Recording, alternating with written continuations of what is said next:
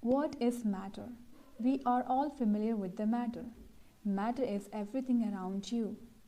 Matter can be found all over the universe. Matter makes up our planet and the whole universe. Everything you can see and touch is matter. The following are some household and other examples of matter to point out to your understanding: the book you are reading, the cell phone you use to communicate, the water you drink, the toothpaste that cleans your teeth, the tiny ant, balloons up in the air, all are matter. Imagine that you are baking a cake. The ingredients you mix together, flour, sugar, butter, eggs, and milk, all are matter. So everything from an ant to a truck to the earth and even the entire galaxy is composed of matter. Now you can say that matter is a building block of the entire world.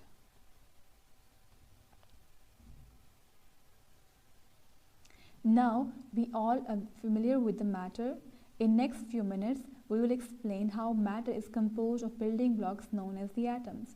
So far, the definition of matter is anything that has mass and occupies some volume. It means it takes up some space. Here you need to understand the terms mass and volume. What is mass? Mass is the amount of matter in an object. You often heard that this object has this much grams, kilograms, or even tons. What is volume? Volume is the amount of space something occupies. In simple words, you can say that it tells you about the size of the object, how big or small it is. The words such as big, little, long, or short are used to describe volumes.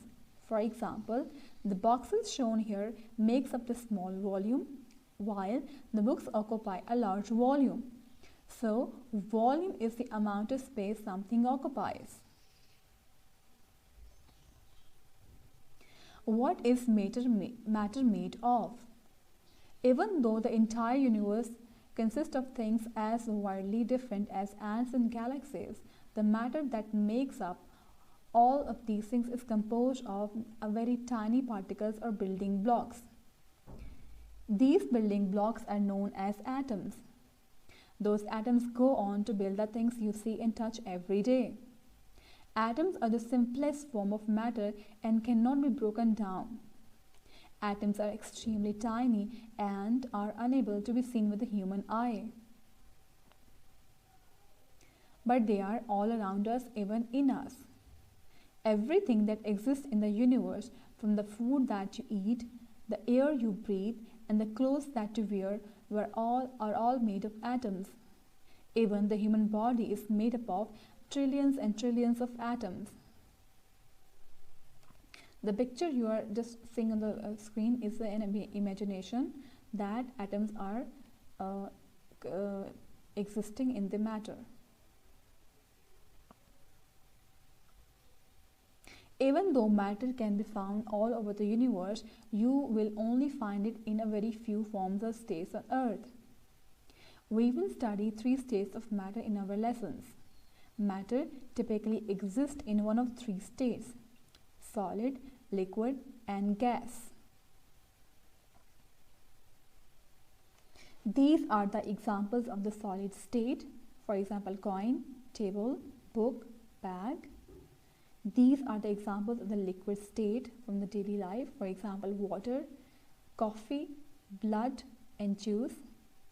And these are the gaseous examples: the water in the form of steam in kettle, CO2 means carbon dioxide in the air, etc. This boy has a question. Why cannot I change the shape of these eyes? This girl has also some questions. Number 1, why can I pour water? And why does it take the shape of the jug? And when water is in the gaseous state, it's spread out and does not have a fixed shape. Why?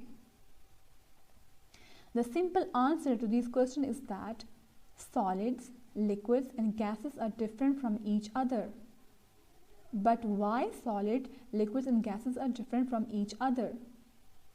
It is because they have different properties, which can be explained by looking at the arrangement of their particles, as particles give matter its properties.